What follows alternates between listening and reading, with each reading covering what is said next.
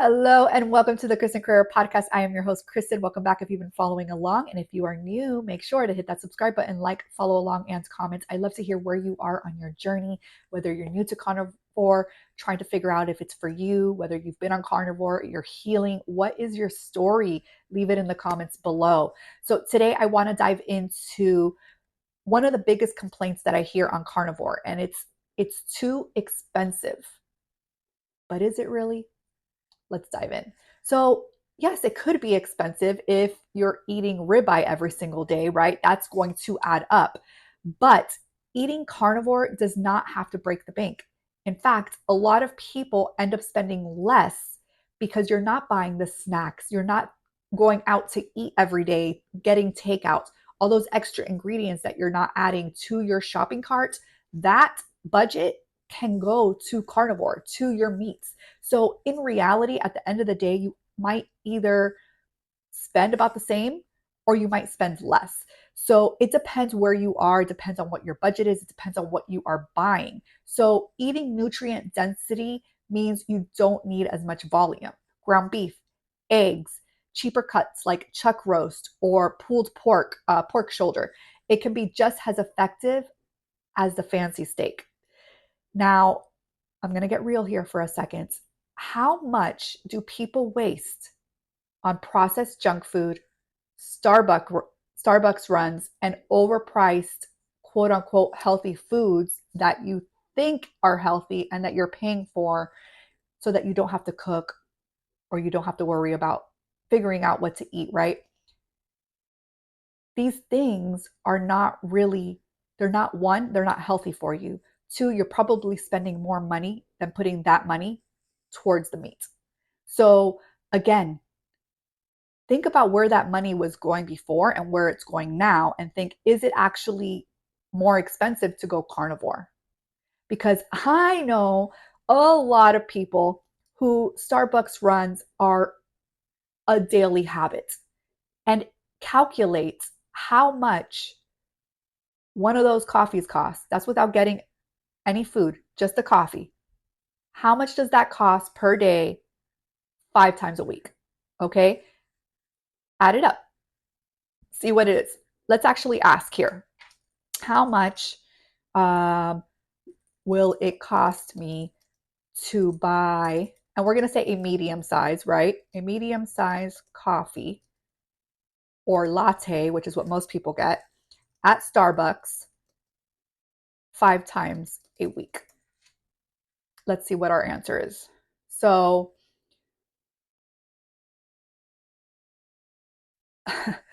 a tall latte, right, is anywhere from $4.50 to $5. It's giving me an average estimate. And a tall medium coffee is anywhere from $2 to $2.50. I don't know how accurate this is. I would have to go on the Starbucks website.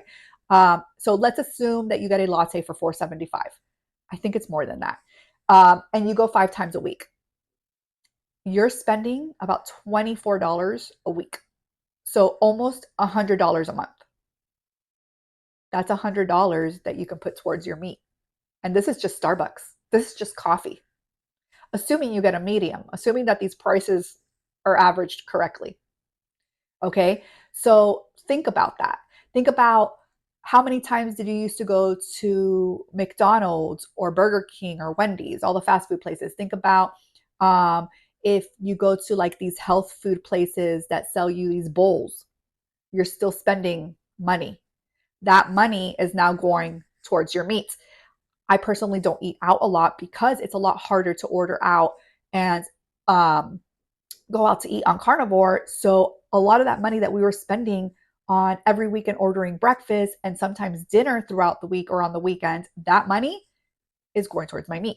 So at the end of the day, like I said, is it really that much more expensive?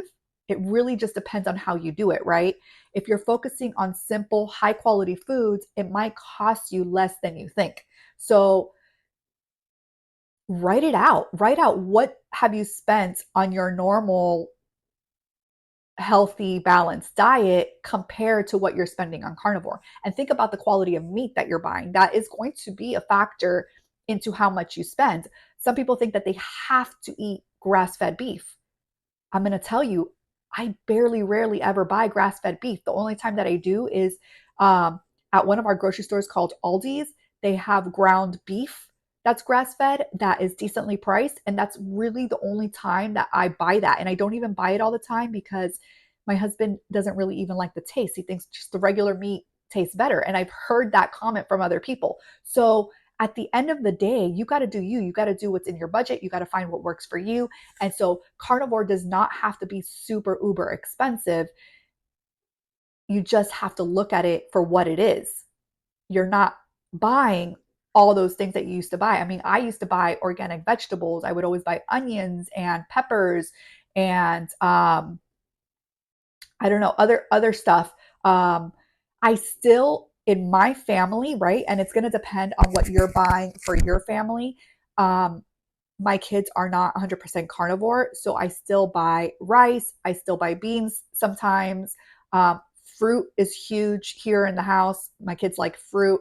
Um, and of course, the snacks that I get the kids, which here at the house we try to do no seed oils, things like that. So they are a little bit pricier than the average snacks that people buy for their kids. So with that said, with me, I probably spend about the same, if not maybe a little bit more. It's really hard to tell because I still buy some of the things that the kids eat, but I'm not buying a lot of the things that we used to eat, like all the vegetables and um, a lot of the other certain snacks that we no longer eat. No longer ordering breakfast every weekend, no longer ordering out every weekend, right? So all of that savings is definitely going towards my meats and the things that I do eat. And all of the other stuff that I still order, like the cheeses and the cottage cheese, those things I was already buying. So the only difference is that I'm probably buying more meat than I used to. And again, all of my veggies and all of the other stuff that I used to buy that I no longer buy is not going towards my meat. I probably average the same amount a month that I did before. So I do not believe that it is super expensive where you cannot do a carnivore diet. I think that you can, and you have to find what works for you. Don't buy the ribeye if you can't afford it. Buy the ground beef. Okay, ground beef, eggs, like there are options. So I need for people to stop saying that it's super expensive and they can't do it before really budgeting and figuring out how much it's going to actually cost. So I would love to hear, what is your budget? If you want to share that below, what do you spend? Do you find yourself spending more than you did when you were on a sad diet or whatever diet you were eating? Or do you find that you're spending less? Leave your comments below and I will see you on the next podcast.